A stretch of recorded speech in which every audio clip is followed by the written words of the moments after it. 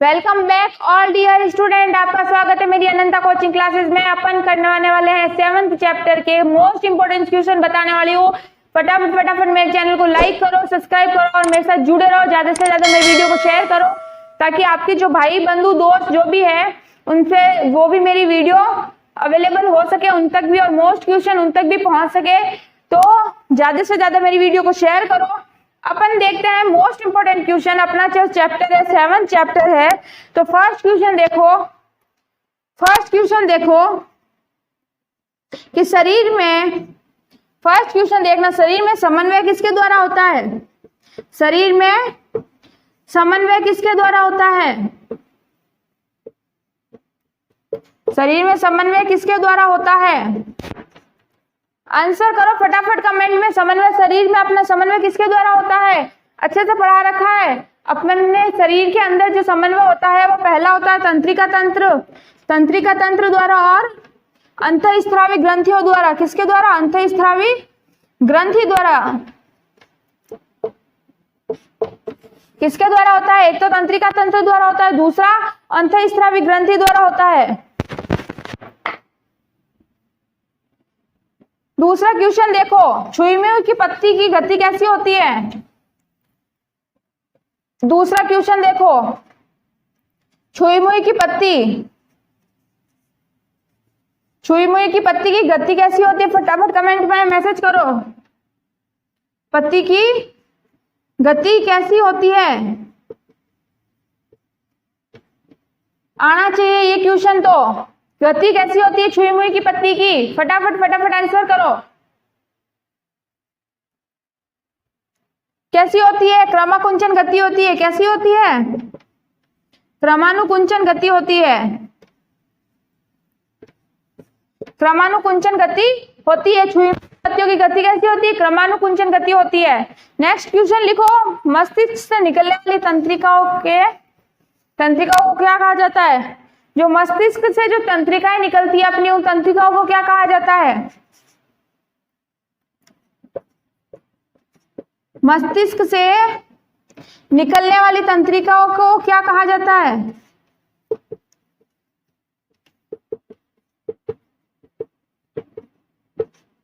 फटाफट कमेंट में answer message करो।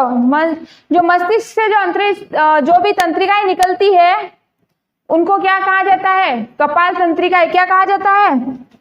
कपाल तंत्रिकाएं। क्या कहा जाता है? कपाल तंत्रिकाएं कहा जाता है। ध्यान रखना ये चीज।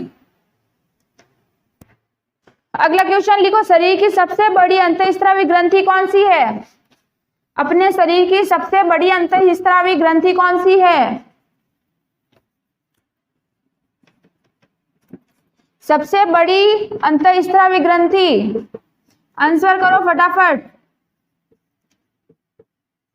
अंतःस्रावी ग्रंथि कौन सी है?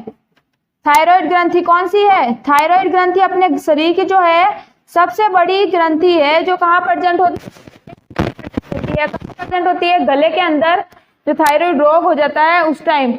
मानव मस्तिष्क का सोचने वाला भाग कौन सा है? मैंने बहुत अच्छे से बताया।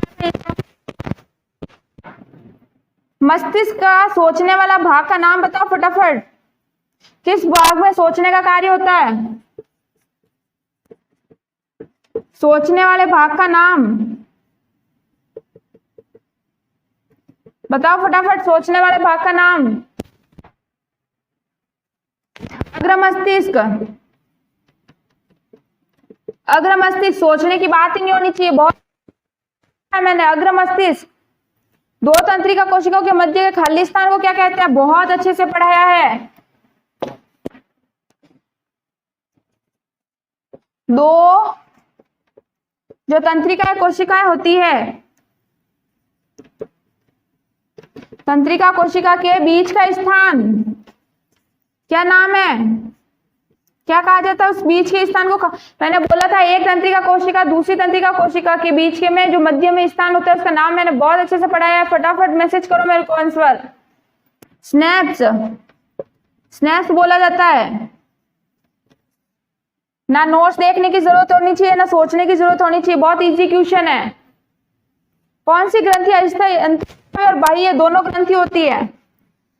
ऐसी कौन सी ग्रंथि है ऐसी कौन सी ग्रंथि है जो अंतःस्रावी भी है और बहिःस्रावी भी है? वह बहिःस्रावी दोनों है,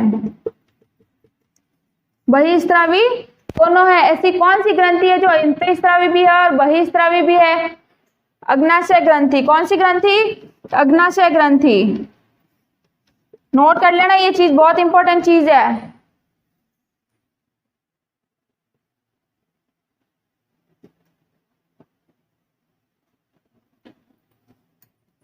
नेक्स्ट क्वेश्चन लिखो, शर्करा को घटाने वाला हार्मोन कौन सा है? डायबिटीज को रोकने वाला हार्मोन, डायबिटीज को रोकने वाला हार्मोन बताओ फटाफट। डायबिटीज को रोकने वाला हार्मोन कौन सा हार्मोन है? डायबिटीज को रोकने वाला इंसुलिन। कौन सा? इंसुलिन हार्मोन है।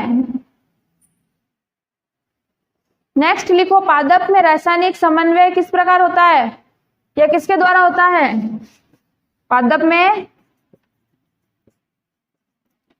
में रासायनिक समन्वय किसके द्वारा होता है?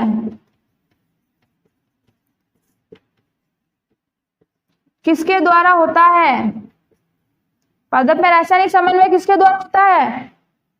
हार्मोन द्वारा। किसके द्वारा? हार्मोन द्वारा।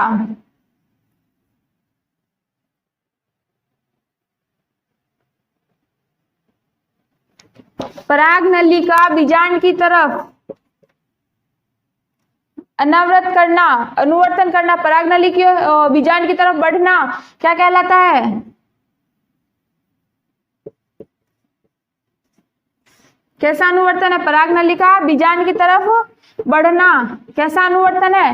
कैसा अनुवर्तन है? रासायनिक अनुवर्तन। कैसा अनुवर्तन है? ये भी मैंने पढ़ा रखा है, रासायनिक अनुवर्तन है। इंपॉर्टेंट चीजें बता रही हूं। ये कौन सा? पराग नली बीजांड की तरफ बढ़ती है, वह कौन सा अनुवर्तन हो गया? रासायनिक अनुवर्तन हो गया। ठीक है, अब देखो नेक्स्ट क्वेश्चन, हमारे शरीर में ग्राही का कार्य करता है। हमारे शरीर में ग्राही का कार्य कौन करता है? हमारे शरीर में ग्राही का कार्य कौन करता है?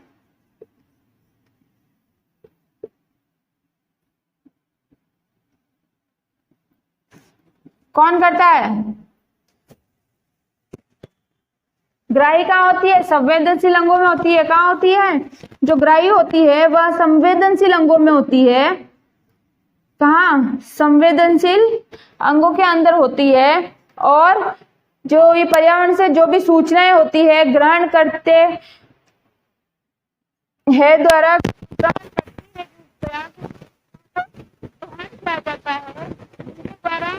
ग्राहियों द्वारा व्यक्ति पर्यावरण में स्वयं संतुलित करता है। पर्यावरण को पर्यावरण से स्वयं संतुलित करता है।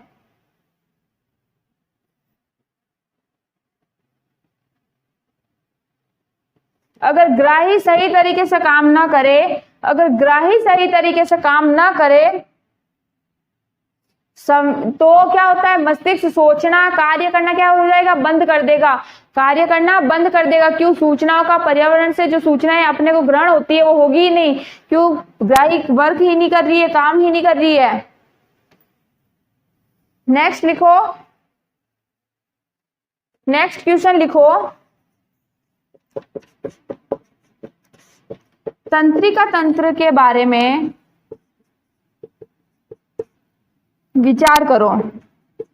तंत्रिका तंत्र के बारे में यहाँ पूरा तंत्रिका तंत्र का कार्य स्ट्रक्चर समझानी है। बड़ा क्वेश्चन बनेगा 4 नंबर का या 3 नंबर का फिक्स बनेगा ही बनेगा। या तो वो तंत्रिका तंत्र की स्ट्रक्चर पूछेगा या उसके कार्य वगैरह पूछेगा।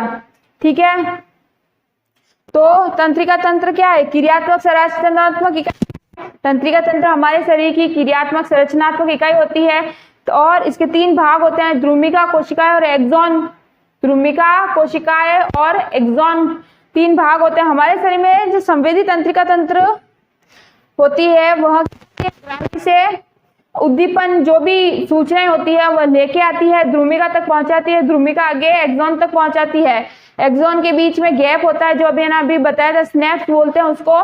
दो तंत्रिकाओं के बीच में गैप होता है एक्सॉन और ध्रुमिका के बीच में, तो वहां क्या करती है, एक्सॉन की सहायता से अगली तंत्रिका कोशिका के ध्रुमिका तक सूचनाओं को पहुंचाती है, ऐसे आगे से आगे पहुंचती है, ऐसे कार्य करती है। तो आपको उसका पूरा कार्य समझाना है, पूरी डिटेल समझानी, जो मैंने बहुत अच्छे से समझाई है, और उसका स्ट्रक्चर मुंह पे याद होना चाहिए। ठीक है, ट्यूशन लिख लेना ये।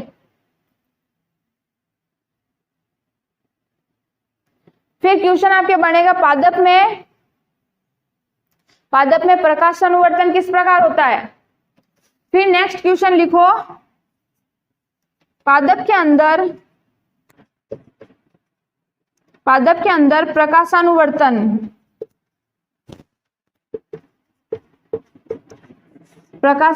को समझाओ।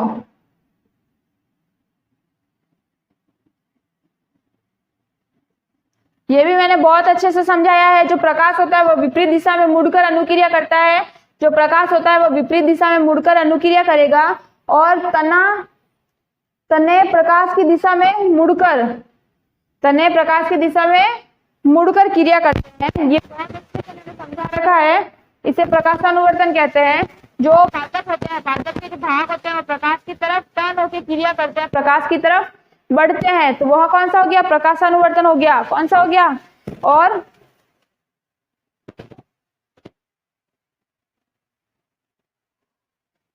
और इसकी जो कोई केशिकाएं होती है, जो पादप की जो केशिकाएं होती है वह किसकी तरफ बढ़ेगी, प्रकाश की तरफ बढ़ेगी, सूर्य की तरफ बढ़ेगी। तो इसकी दिशा कौन सी होगी, सूर्य की तरफ होगी। जो पादप की केशिकाएं होती है वो सूर्य की तरफ गति करेगी, सूर्य की तरफ पौधा बढ़ेगा। पौधे के जितने भी भाग हैं वो ऊपर की तरफ गति करते हैं, तो वहां कौन सा हो गया, प्रकाशानुवर्तन।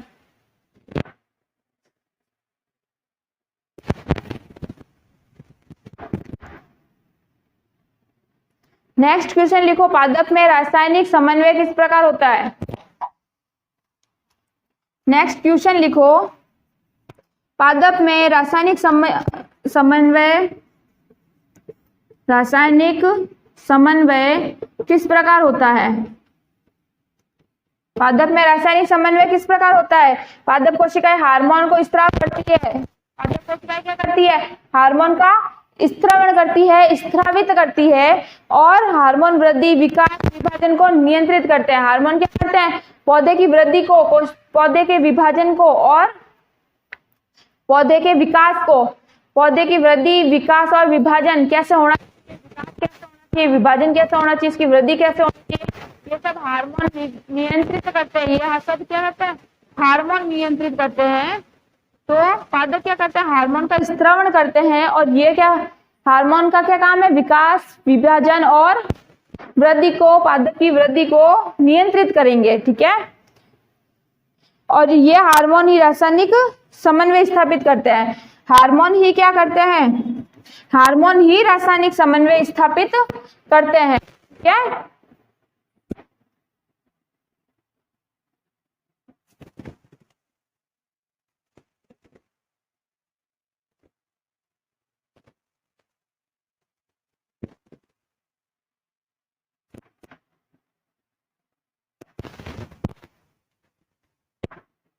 अब देखो, अगर मान लो किसी जीव के अंदर, नेक्स्ट क्वेश्चन देखो, मान लो किसी जीव के अंदर समन्वय तंत्र नहीं होता है, किसी भी जीव में नियंत्रण और समन्वय नहीं हो तो क्या होगा, नियंत्रण व समन्वय नहीं, तंत्र नहीं हो तो क्या होगा, कोशिकाएं अपनी मर्जी से काम करेगी। कोशिकाएं क्या करेगी, अपनी इच्छा अनुसार कार्य, अपने बॉडी अपने हिसाब से काम नहीं करेगी। फिर वो कोशिकाएं अपने हिसाब से चलेगी, अपने हिसाब से काम करेगी, अपनी बॉडी का अपने ऊपर कंट्रोल नहीं रहेगा।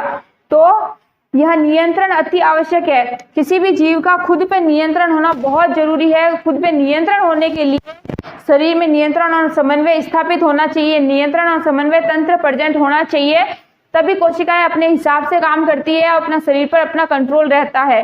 ठीक है, फिर क्वेश्चन लिखो, ऐच्छिक क्रिया अनैच्छिक क्रियाओं में अंतर। ऐच्छिक व अनैच्छिक क्रियाओं में अंतर। ऐच्छिक व अनैच्छिक क्रियाओं में अंतर। अंतर समझाना है। ऐच्छिक क्रिया बहुत अच्छे से समझा रखा है मैंने। अंतर अच्छी क्रिया क्या होती है, अनैच्छिक क्या होती है।